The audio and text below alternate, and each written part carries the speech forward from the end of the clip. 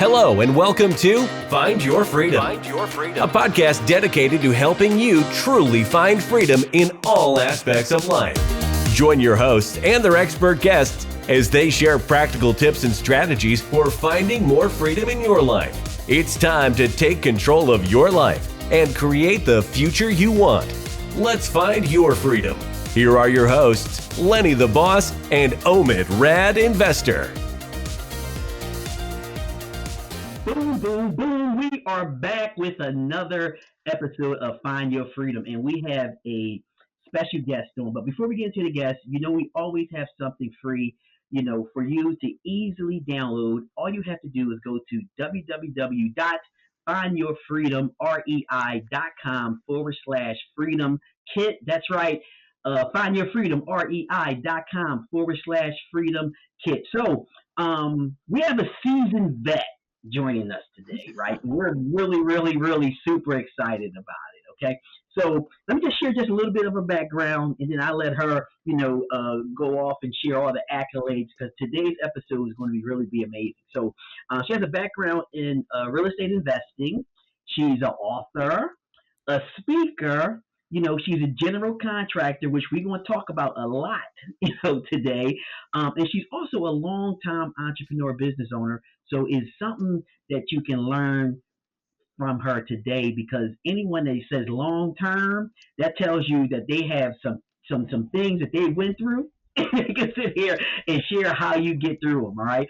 Another thing, too, is, man, which is super cool, is she completed over 95 million in residential projects, which is cool. She has over $8.5 million in cash flowing assets. And what I was enjoying was she's into short term, long term, mid term, multifamily, right?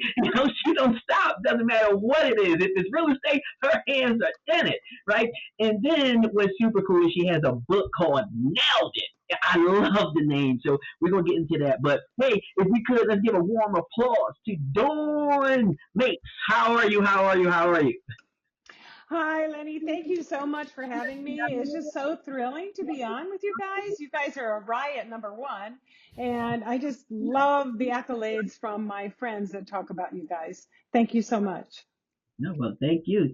So, if you could, just for our audience, just give a little more background on yourself if you can. Sure, yeah. I grew up in the Midwest, that work ethic, and you got to do the grind, you got to do the shove, you got to do the push. Nobody's out there for you. You got to find it yourself, kind of a upbringing. So came to Southern California, went to UCLA, got my master's, got that big old education. And then I ended up really searching in between relationships, really, what is it that I really want? And what I found was that I went back to my blue collar roots with my family. My family was in construction. My father was a plumber, one of 6 boys, and my mother was a designer. So it was like a perfect storm. It was really great. And I felt right at home. When those contractor guys are talking to me and they're shooting 4-letter words, I'm just like right at home. I don't have any problem with that. And, it created a lot of thick skin. I did my first spec home, first 2 spec homes when I was 29, which was really scary, actually. Yeah. So can we talk about that a little bit? So, I think that's super exciting. It's I think a lot of times we grow up with different experiences that kind of influence us. And a lot of times we're pushed to go to the traditional route. So it looks like you went to UCLA, amazing school. And so walk us through that thought process as far as you're at a crossroads and maybe you're doing this counseling piece. And then what is the shift where you decide, hey, I'm going to try something different, or I'm going to go back to what I think I'm going to love? Oh, thanks for that question. A lot of people, I feel like I did it backwards. You got the education and then you went back to the other kind of job. But in reality, I really love being outside. I love the outdoors. I like hands-on. I like talking to the crews that are at the job site. I like managing them. And really, you're never making a bad choice. If you get an education, it's always a culmination of wherever you're at makes your future decisions clear. And so for me, I got my master's in counseling. Well, who doesn't need counseling, right? These guys are on the job site, hammering, and they're like, "Oh shit, my lady left me," whatever. And I'm like, "Okay, keep going. I'm listening. Keep going." So it really comes in handy for empathy and support and realizing that, you know what, everybody has shit in their life. I hate to say it like that, but we all do. You know, maybe some is more sophisticated than others, but everybody is, just trying to make a buck and make a good life for their family and themselves. No, absolutely, and you're right. Everybody got some shit, and Yeah. and it just so happens, that who can put up with the shit, the decisions you make to get over it. But Yeah. Yeah. I guess tell us a little bit because being a contractor, truth be told, it's a male dominant um, uh, industry, right? Especially being a contractor. So you being a lady, how was that experience of saying, "Hey, I'm going to be a contractor," and what challenges did you face? I guess starting out. Well, when I grew up, I was expected just to do everything along with everybody else. So I didn't really know there was, no, guys do that, gals do that. I mean, I knew it from a society point of view, but I felt sort of intrigued with it. I was like, wait a minute, this kind of turns me on. I kind of like being in this construction industry, and I really like bossing men around. Okay, no, I'm just kidding. Not really. I mean, it's to be really honest, there's mutual respect. I love my team of guys.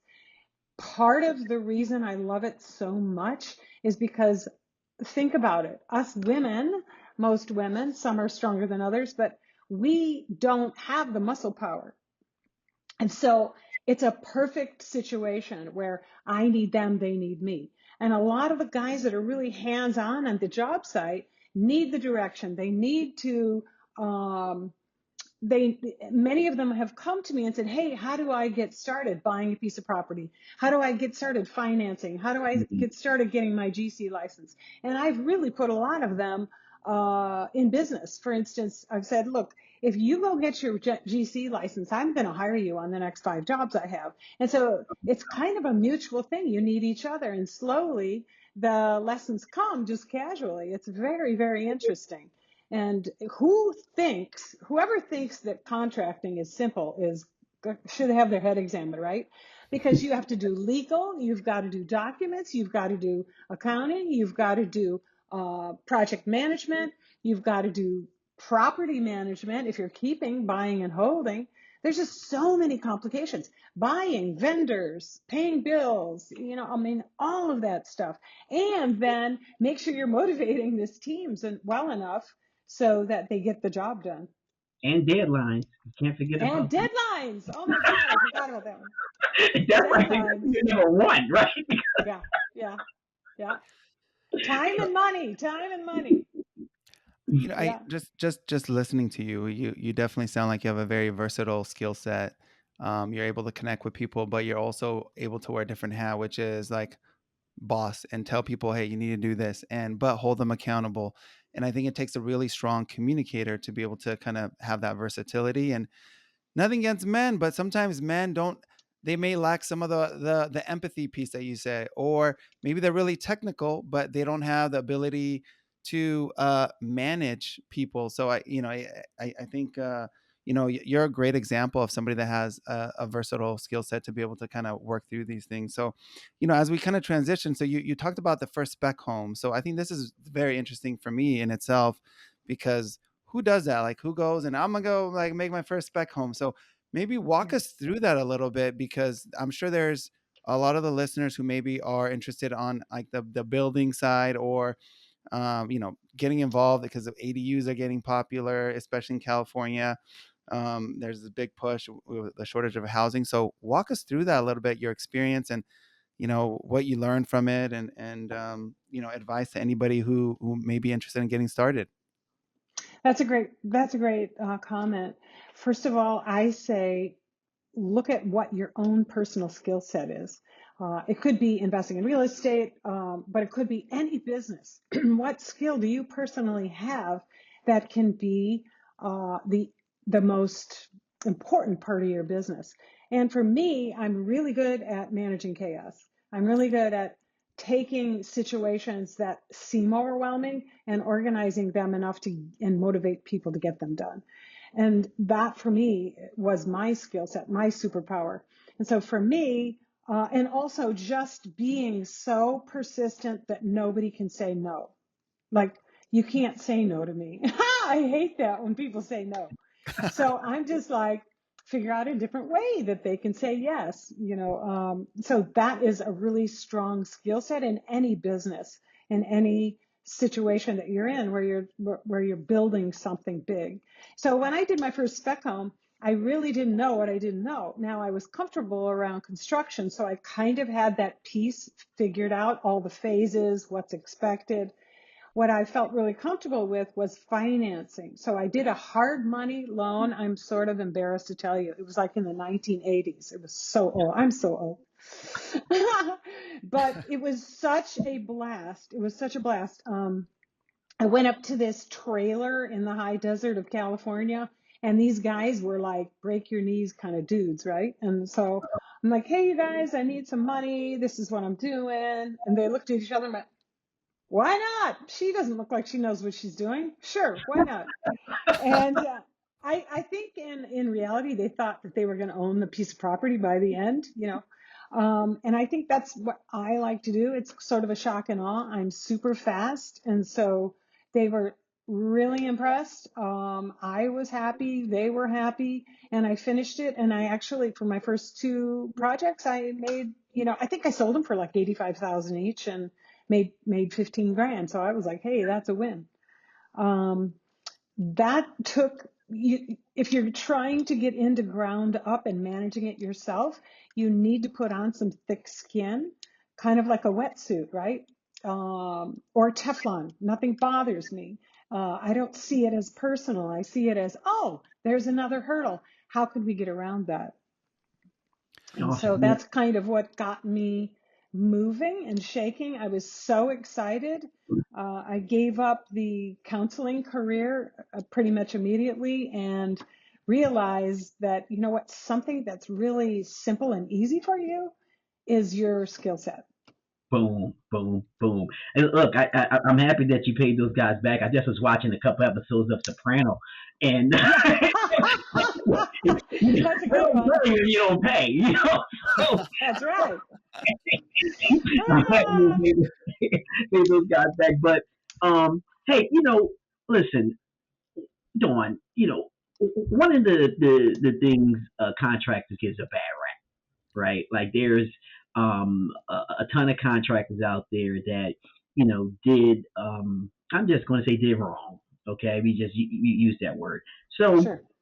I guess like how do you kind of work through that? Like like being a woman, right? And on top of being a woman, you're in the industry where contractors, they call them contractors. Sure. Yeah, that's great. Like, so how do you deal with that? Like, give us some input on what makes you different. Well, for a long time, I just did custom homes, and that's where that 95 million came in. I just did custom home after custom home after custom home. And so I really didn't risk a lot of my own capital. I had other people paying incredible transactional wealth for me. It was wonderful and fantastic. And from there, to answer your question, yes, it was definitely a challenge. Contractors are left and right ripping people off. And so I approached it when I would engage someone who wanted me to build a house for them or do my own. I would say the average contractor does business this way. I am a communicator. I over communicate with not only the owner, but I over communicate with my guys, my team of guys. In fact, they call me their on the job site wife. I just love it because it's like, wait, and, I'm nagging them, hey, are you getting this done? Are you getting that done? They know it's in good in love, right? It's in as part of the schedule, as part of my job. And somebody said to me once, he said, Dawn, why are you bugging me so much? I can just get this done. And I said, hey, you know what? That's my job. I'm here to make sure that we meet the deadline, that we finish in such a way that this is a high integrity I just got a drink. Someone dropped a drink off. High integrity project. And so that really means a lot to me. And when people say, oh man, maybe you charge too much or you charge too little, or there's some critical comments, that's what I'm supposed to do. I'm supposed to be in there and I'm supposed to be pushing. And now it makes it super easy for me to come in. If I'm an over communicator and I'm very clear on expectations going in, all the other contractors go away, right? It actually helps me. And I want to encourage other women, if they're interested, to get their contractor's license, but they don't have to, but they can be in charge of their own projects very easily. There's a niche right in there for them. So, so what I want to do is kind of like build up. So let's say somebody's interested in real estate. So, you have your book, and you talk about financial freedom and value add investing.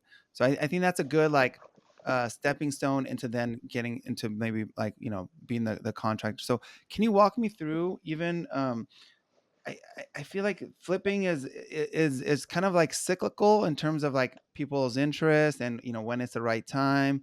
But let's say we're approaching maybe the next cycle pretty soon. Um, Mm-hmm. so I'm interested. So how do I do it in your situation, leveraging kind of like hard money, and kind of explain what that is, so that Mm-hmm. way I can kind of get started.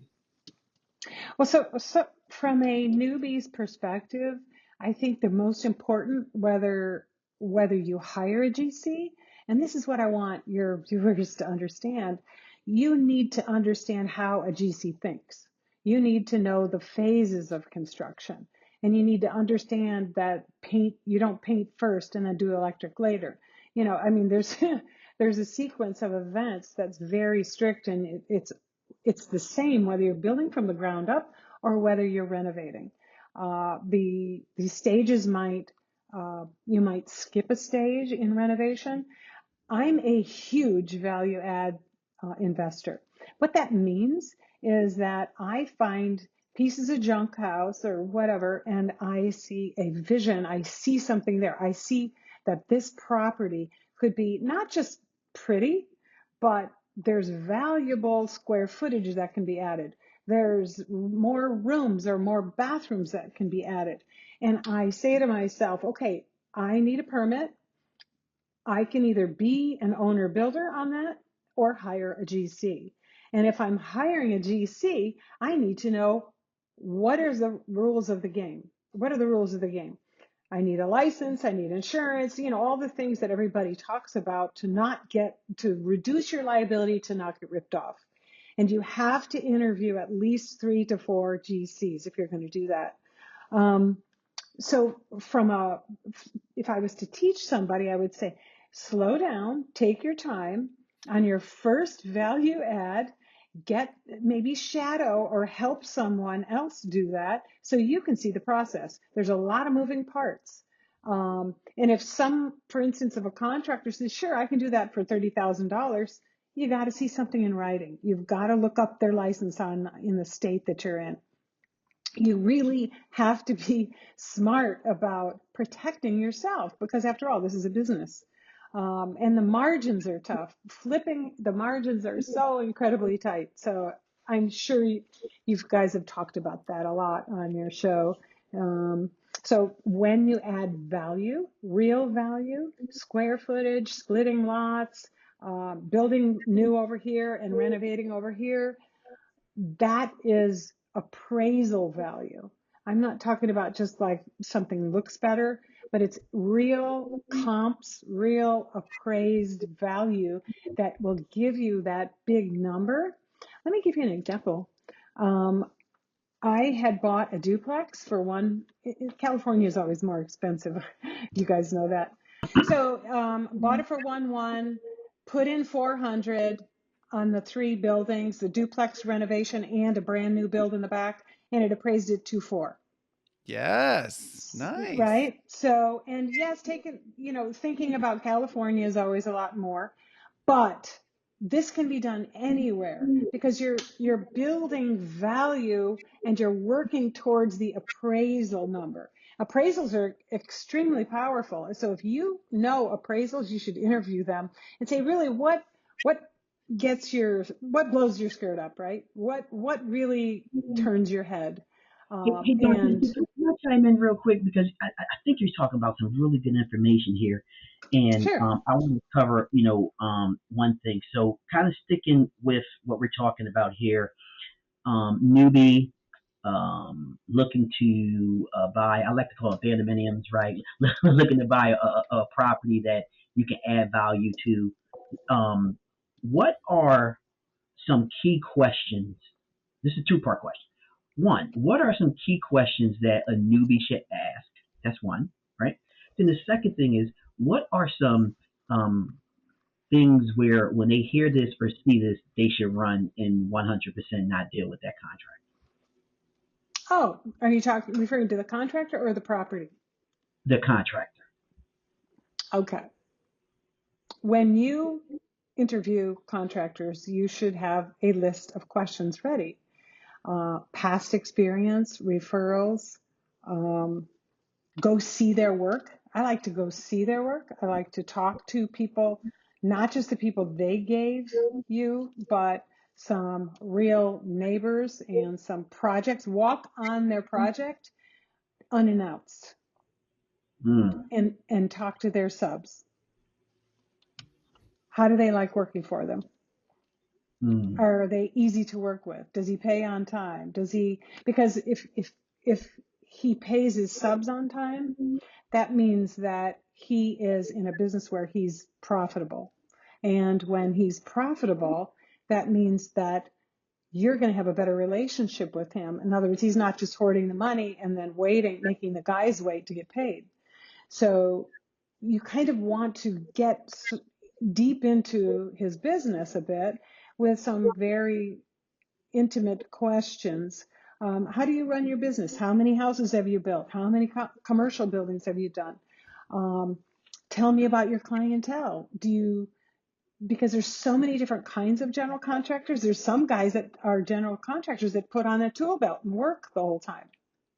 And then there's other ones that are big cheeses and they run many, many jobs. Yeah. So you have to kind of know what kind of general contractor they are. Are they a working boss contractor or are with maybe just one other guy? Or do they have a large crew that they have teams of guys working for them? Well, who Also, as a newbie, who do you want?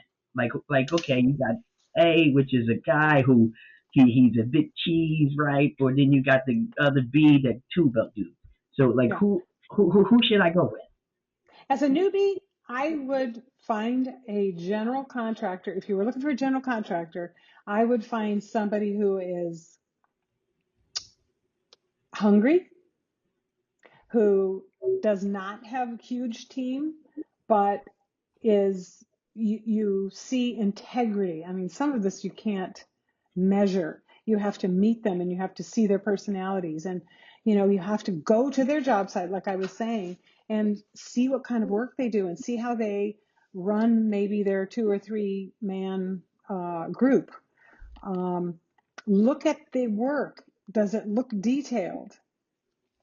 Do they finish? Do they clean up? A big thing for me is I can't stand it when there's messes constantly. Mm, And, my father said, just if you can keep a clean job site, that's so much safer and it tells other people how you do your work.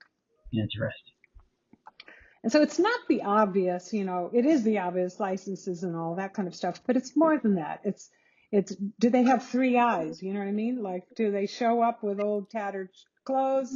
I mean, basic stuff. Do they look you in the eye when they talk? Do they give you a written contract? That Mm. textimate is not a proper estimate. They're like, oh, I'll do that for 20, and then they don't make a formal contract. You want to know where their office is. You want to know what their license number is.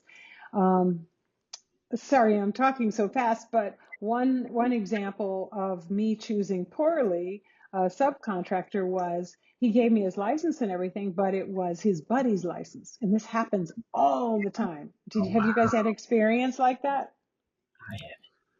Well, I mean, No, I yeah, work with both, like licensed, unlicensed, on both sides, and but yeah, I think it's interesting, like you're mentioning all these comments, even about like dirt, job left dirty, unclean, and even phases. So I kind of want to dig into the phases a little bit, because I sure, think, like, from like a layman's, like the average person, do they know what are the appropriate phases? Because I did rehab in my house my very first time, meaning this was like many, many, many years ago.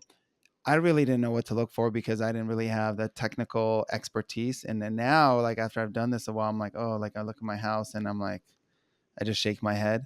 So yeah, maybe you can like walk us through just like a couple of phases of what should be appropriate, in terms of like from beginning to end, like from, like, let's say flooring, let's say the cabinets island, and painting. And I just think, like, even sure. my own house seemed to be kind of maybe not didn't follow the typical format. Sure, sure, yeah, and especially if you live there, it's a different animal. So Yeah. let's just assume you don't live there and you're going to buy a house and it's empty. And of course, the first phase is you have to determine what you can do on the property. This is before you buy. You go to the zoning department, you go to the planning department, you figure out what's the highest and best use. That's just simply means what can I do with the place, to bump up that big value. And then from there, you may or may not draw plans. You probably at least draw something out yourself and have sort of an outline, a skeleton of what you're going to do. Make sure the doorways fit and things like that. If you need help, you can go to a draftsman. You can go to an architect and say, hey, I don't have a big budget, but I do have money for a draftsman. Maybe somebody on your team that can help me draw it out. Um, in reality, when you pull a permit on, if you're adding square footage, most homeowners can do owner builder. It's the structural engineer that is the licensed guy that you really need. So when you hire a GC for all that, they take care of a lot of it. Um, so let's see, where was I going with the phases? So that's called the soft costs. You got to get that soft stuff done first.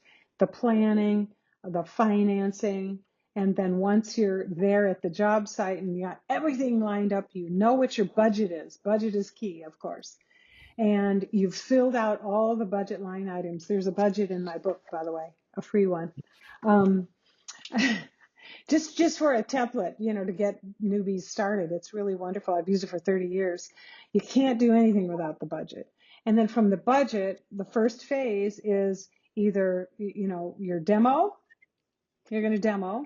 And Yep. then the next phase in the cleanup, have your demo people always take the trash. Don't have them Mm. pile it and then you end up taking it. It's too much work. Include it in your budget. I like to take that trash out myself if it's not a very large one. Roll-offs, those big trash roll-offs are so pricey right now. I either have the demo guy take it or I will take it in the back of my truck. Um, that would be on a smaller project. But then after that, you have framing. So are there termite eaten or water damage or Mm. things that need to be repaired and that requires a framer. Framing is number one. After framing, or maybe you're adding a closet in the room that you're going to call a bedroom. So you add a closet, the framer does that. Moving some walls around that aren't bearing, he can do that. So then the next phase is rough-in, and rough-in is electrical and plumbing and anything else behind the walls, HVAC, that's heating and air. So those guys are in the walls. Everything, it's behind that drywall. And then next is insulation and then drywall. I think that's what you were getting at, right? Yeah, and so it's always the same, whether it's a new build or it's a remodel. Uh, and then from there, often with each phase, you're going to get an inspection. Those inspections are an opportunity to get to know your city officials. It's so fabulous. I mean, they are there. I'm probably the only person that ever says that. They are there to really help you. And I have learned because I'm not a guy, they really honor my questions. They don't, I think as a man, you don't like to ask a lot of questions, right? And so maybe that's a generalization. Sorry, guys. But, I ask but questions. yeah, Then he has yeah, too many, yeah. by the way. Way too many. He's the exception. Yeah, Yeah. that's a good thing. That's a good thing. That's really good. So anyway, I found that inspectors love to show off what they know, and they love to help me. So, and I think I would encourage everybody to ask more questions because it's okay. There's nothing wrong with it. Omi, And Omi, I'm so happy you asked that question, man. About flow, right? And I'm so happy that you thoroughly, Dawn, I have to say, you're thoroughly answering it because when you don't know, you really don't know. It's funny because my cousin, he has a rental property, his first one, and and his tenant just left and kind of left the place a mess. So he wanted to freshen it up, and he got a quote. And I looked it over. He asked me to look it over, and the first thing I didn't see on there was I saw a demo, but I didn't see who was taking the trash, right? And I asked him that, and he looked at me weirdly, and I'm like, dude, you have to ask this question. When he asked the question, you know, somehow, some way, an extra $1,000 ended up onto the invoice for taking the trash, because he was going to leave right. the trash there. And also with Flow, the very first property I had this one contractor. He finished my job, but he was all over the place. I mean, he was doing stuff in the bathroom, doing stuff in the kitchen, doing stuff in the living room, fixing the window in the bedroom. And for me, it was a little frustrating because I'm like, when are we going to get to tell, like, when is something going to be completed? Mhm. You got a half done kitchen, a half done bathroom, a half done living room. So he's Yeah, moving. it feels like a little bit like a handyman, doesn't it? Right. So I think for the listeners and for individuals who's going to want to, one, add value to their own home, two, potentially buy a property and want to add value to it, this right here and what Dawn is sharing about the flow, question of need asked, is probably top three things that you should know when it comes into. So I'm sorry to cut you off, Dawn, but I kind of really wanted to put some emphasis on the flow. I think that was a very great question, though. It was a very great Yeah, yeah, yeah. There's a lot to it. There's a lot of details in each phase too. Sorry, go ahead. Yeah, and I was gonna also ask, like, a common question is even draws. Like, so at what stage should there be a draw, and what does that look like? Because you ask 10 contractors and you get 10 different answers, or maybe 10 different ways, and then how do you negotiate that, or is that negotiable? And what is like a best practice around Hmm. at what stage what should be paid? The money. Yeah, that's the big question. The money. Show me the Um, money. Show me the money. So contractors in California can only, when they have a contract, GC, they can only charge you 10% for a deposit, no more legally. So 10% on deposit on a contract. But all the guys will ask. They can ask all they want. Hey, I need 20,000 bucks to get started. And I'm like, yeah, okay, that's not happening. You have to be one of the chapters in my book I call the power of the purse, and it could be the power of the wallet, it could be the power of the draw, but you are in charge of that. And I think a lot of people, they're so intimidating, you guys, that they're just like, hey, you know what? Hey, what about if they know you carry your checkbook, they will ask you at the job site. Don't write them a check until they give you an invoice, which is nice. And you have to train them that you need a certain amount of days after their work is completed, not before. Never pay anybody cash or in advance for labor. Never, never, never, never. Sorry to sound like a school teacher there, but I mean, seriously, people call me and they go, "Oh my God, I got ripped off. Oh my God, I got ripped off by this guy." I said, "Well, what happened?" Well, I gave him the money because I was so excited. He showed up, and then he never came back. I'm like, "Well, that's a problem." So Dawn, are you saying? So you're saying, okay, I'm hiring Dawn today to do uh, a project for me, right? And you're saying I shouldn't give you any money until you actually do some work, or are you saying it's okay for me to give you a down payment and then It depends. So I am a GC. So if okay, I hand somebody a contract and I say, okay, I am going to remodel your kitchen and your bathroom for whatever, 50 grand or 75 grand. And there's a couple different kinds of contracts. Sorry to get in the weeds, but there's a cost plus and then there's a set fee. And I generally like cost plus because it's a little bit, most people are pretty educated about contracts. And so, but in either case, they can only charge you, a GC can only charge you 10%. It might vary in different states, 10% for signing on the contract. okay, okay, I only do $1,000 or something like that on a $50,000. You know, it's so then what happens is that contractor, when they start and they start at those phases, they in their contract should say, spell out when they should get paid. At demo, I want 2,500, and then at this phase, I want, rough in, when it's inspected and roughed in, I want another 5,000. So it should be very, very obvious. It should follow the sequence of construction. Let me repeat that because a lot of people don't get it. You follow the workflow and as it's done. And what's ironic is the lenders do the same way. So when you're doing your draws, like you had asked me, those draws follow the phases and sequences of construction. So you don't pay them until that work is completed and inspected. And if you don't have it, you didn't pull a permit, then you need to be the one to walk through and determine whether they have completed their work. And so you can ask them, show me what you did. Did you test the water lines? Did you test those pipes? Are the vents going through the roof tested with water?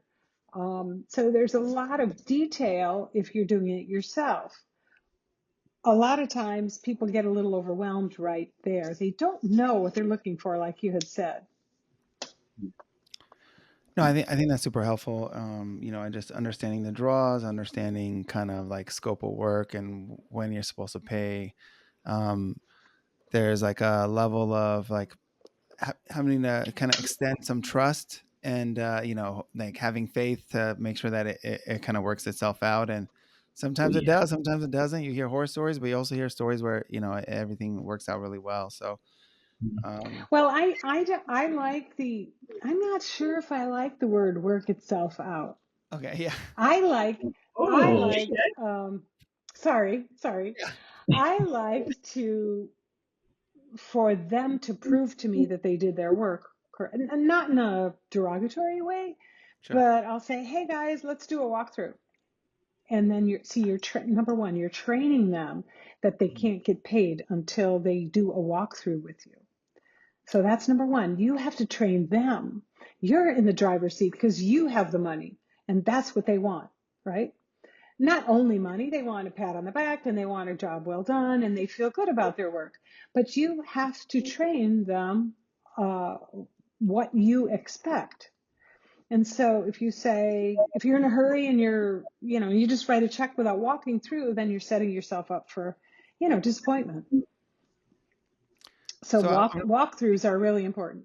I'm gonna play devil's advocate a little bit. So there's a shortage of like contractors, and prices are going up. And so I come in and I'm like, hey, you gotta, they give their terms, and then I come and give my terms, and they're like, no thanks, and then they walk away. At what point, like, is there like some level of compromise? Um, being that I think even like as a consumer, you're kind of at a disadvantage with shortages going on and all across the country. Hmm. So it's like anything, it's a relationship. So when somebody comes to you and you've met three dudes, they really like to do your work, and you chat with them for a while and you ask them to write out a contract for you, and sometimes this happens super fast. Um, then when you get the contract back, now you have three contracts to look at. And this guy's very wordy about what he's going to do, all the details. And the next guy's like kind of brief, and you're like, I wonder if he remembered to put, is he buying materials or am I? And then the third one is somewhere in between. Now you have a template to compare three. And that's why you always do three unless you're super seasoned. Even still, I get at least two bids on stuff. So then from there, you don't really say, hey, I got to have this or I got to have that. You do it a little softer. You say, hey, tell me about this. Is this firm? Are you taking a vacation while you're on my job site? And how many other jobs are you doing while you're at my job site? Do you start and then leave, or do you start and finish and then go to the next job? Do you do a linear or do you skip around? And so that's really important to me because again, remember, I hate to be told no. I wanna know someone is taking me serious, and that I have deadlines. And so I don't know if that answered your question, but No, that was super the relationship is where I'm trying to go. If you pick somebody that seems like a good guy, but there's just something missing, I wouldn't take him. You're hitting on um, so so many important topics, when it comes to contractors, because I'm not sure if it was me or me, but a lot of people got ripped off from contractors, and it's all because of the things that you mentioned. Yeah. And so for the listeners, if you don't have a notepad full of stuff right now, you need to rewind this episode, okay, and re-listen, because Dawn is telling you everything that you need to know when it comes to contractors, on trying your best to get the right contractor for you and for your job. Dawn, we could really go on and on. Seems like we might have to have you back on, but let me ask you, in your book, right, Nailed It, which I love the name, right? Do you share all these things? Do you share, like, tell us a little bit about your book, and let us know, like, is all the things we're talking about in it? Absolutely. Everything we've talked about is in it, free budget, but more importantly, there's stories. I have a lot of stories over a long period of time about just that, the competition with other men, the choosing contractors, how to go about determining whether something is a myth or a truth with a contractor. It's all in this book, and I think your audience, I'm not just pushing the book, but I am pushing the book. No, it is on Amazon, and it's a fun read, and it's not that long. I think everybody who's going to do value add, and that's like the thing right now, has to get in touch with their inner general contractor and put that hat on. Male, female, I don't care who you are. If you don't know, in any trade, if you don't know the trade, you have to look at yourself and say, "Hey, I'm responsible for being ripped off or not being ripped off." And so, just like anything else, if someone comes to me and says, "Hey, I was ripped off by this contractor," my first thought is, did they walk through that interview process correctly? And I give lots of questions to ask your contractors, and lots of just things to look out for.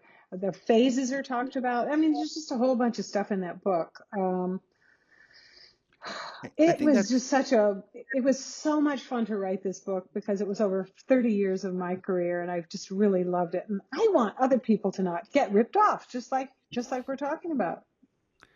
no, I think there's a lot of foundational pieces in the book that are super important, just to understand real estate. And I think it's a great resource. And you've touched on a bunch of those topics, and the phases. And I just look back in my experiences. I'm like, okay, I wish I knew the phases before. Even the questions, like knowing to ask the right questions. I think that's so important, but nobody knows what to ask, and Yeah. so I think that's like referencing your book. I think that's super important. And I think all the value added piece, like that is such a part of building wealth in real estate, and such a component, like a foundational skill that needs to be developed. And it's a, like I said, it's a great resource to use.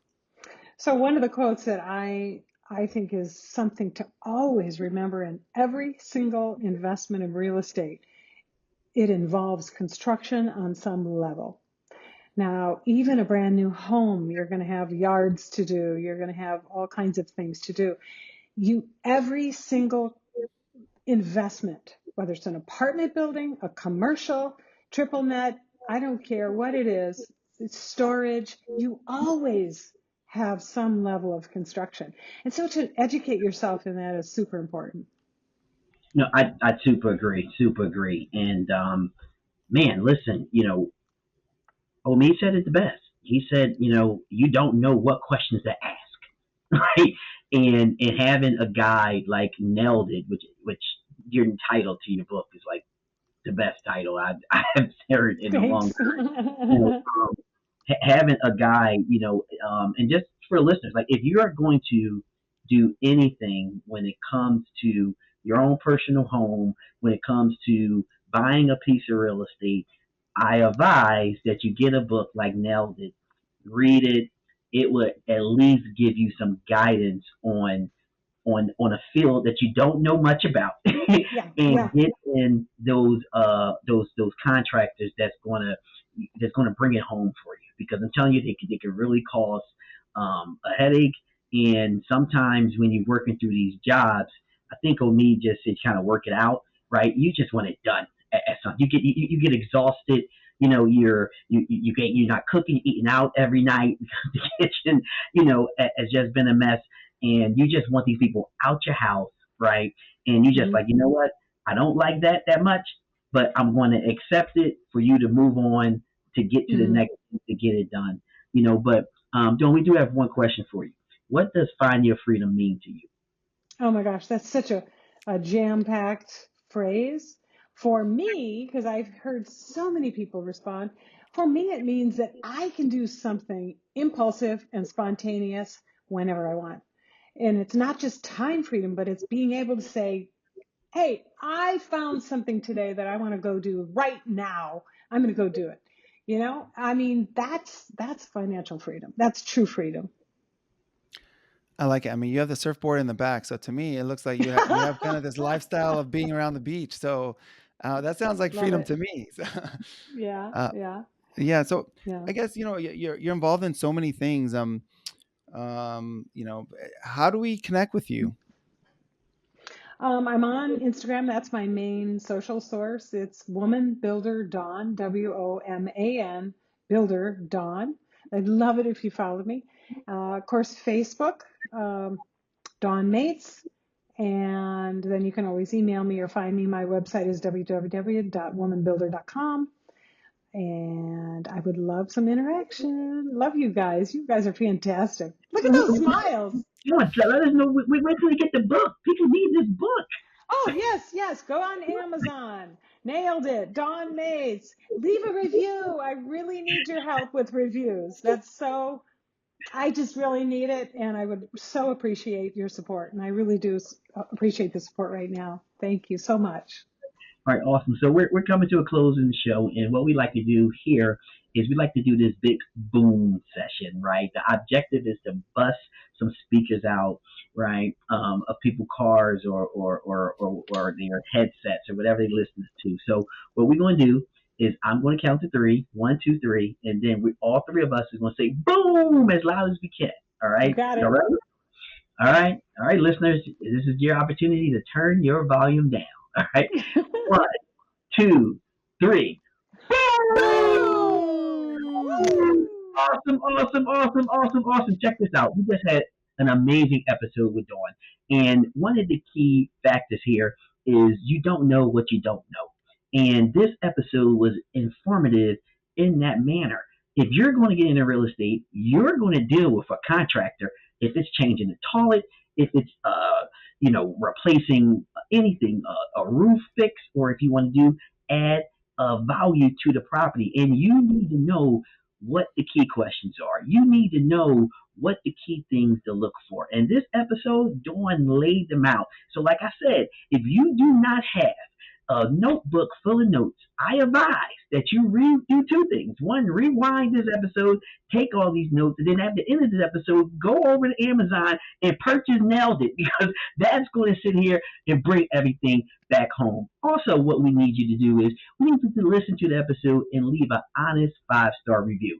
That's the way that we get more Dawns here to provide you with the information you need so you can ultimately be successful. And we need you to share this. We need you to share, with your mother, your brother, your sister, your cousin, your aunt, your uncle. Share with all your friends, all your coworkers, the ones that you like and the ones that you don't like. Until the next episode of Find Your Freedom, we talk to you soon. Peace. Peace. Thank you. Thanks for listening to Find Your Freedom. Be sure to subscribe wherever you listen to podcasts. While you're at it, please help us spread the word by leaving a rating and review and sharing the podcast with friends, family, and colleagues. Until next time, get out there and find your freedom.